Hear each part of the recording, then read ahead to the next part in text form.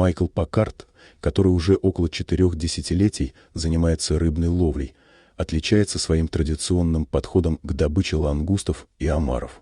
Отвергая использование сетей или ловушек, он предпочитает ловить ракообразных исключительно руками. Майкл уверен, что благодаря этому методу он может отбирать крупные экземпляры. Как обычно, однажды утром судно вместе с Майклом и его командой отправилось в морское путешествие. Надев гидрокостюм и взяв с собой акваланг, Майкл погрузился в океанские глубины, где глубина достигала около 11 метров, а видимость около 6 метров. Исследуя дно в поисках лангустов, Майкл внезапно ощутил мощный толчок, после чего его окружила полная темнота. Вначале он не мог понять, что произошло, но, осознав ситуацию, Майкл был потрясен. Он оказался во рту огромного морского существа, и, что хуже всего, в результате столкновения он потерял дыхательную трубку. В абсолютной темноте ему удалось нащупать шланг, и Майкл смог дышать. Мужчина был полностью зажат и мог двигать только руками. Пощупав поверхность вокруг, он с облегчением понял, что это не акула зубов не было ощущаться. Так Майкл понял, что его заглотил кит. Майкл начал надеяться на спасение, поняв, где он находится. Но вскоре кит начал двигаться, и надежды мужчины на спасение поубавились. Он готовился ко встрече с судьбой, с иронией размышляя о своей необычной кончине. Тем не менее, кит осознал, что проглотил нечто несъедобное. Майкл почувствовал, как кит встряхнул головой, раскрыл пасть, и он, словно пробка, вылетел наружу. Оказавшись на поверхности воды, он едва верил в свою удачу, осознавая, что остался жив. Спустя несколько минут к месту происшествия прибыло судно с командой, которая помогла Майклу подняться на борт.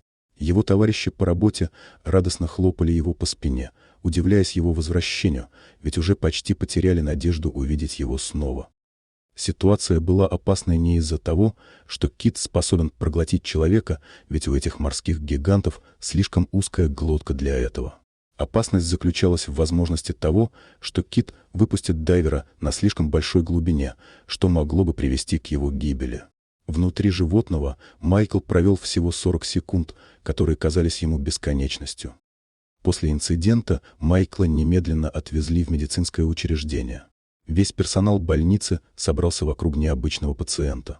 Одна из медсестер даже попросила его подсказать счастливые номера для лотереи. Мужчина делился своими историями, хотя и оставался в больнице лишь несколько часов, так как серьезных повреждений у него не обнаружили, кроме вывиха колена и многочисленных синяков. Тем не менее, Майкл не намерен отказываться от своей профессии, несмотря на возражения своей жены. Ведь Майклу действительно часто везет. Или не везет, в зависимости от взгляда на ситуацию. В 2001 году он выжил после авиакатастрофы в джунглях Коста-Рики, где его нашли в последний момент. В 2000 году на него напала белая акула, и он потерял сознание под водой. Несколько раз Майкл заблудился в океане, отправившись на рыбалку на своей маленькой лодке, но его каждый раз спасали. В отличие от этого случая, когда кит стал причиной испуга для местных жителей Индонезии. Жена Майкла уверена, что когда-нибудь его удача иссякнет, и он может погибнуть, но мужчина лишь смеется в ответ на ее предостережение. А что думаете вы, это случайное везение или просто судьба? Оставляйте свои комментарии. Дорогие друзья, если вам понравилось видео, поставьте лайк, а также подписывайтесь на канал, где наши авторские истории выходят каждый день.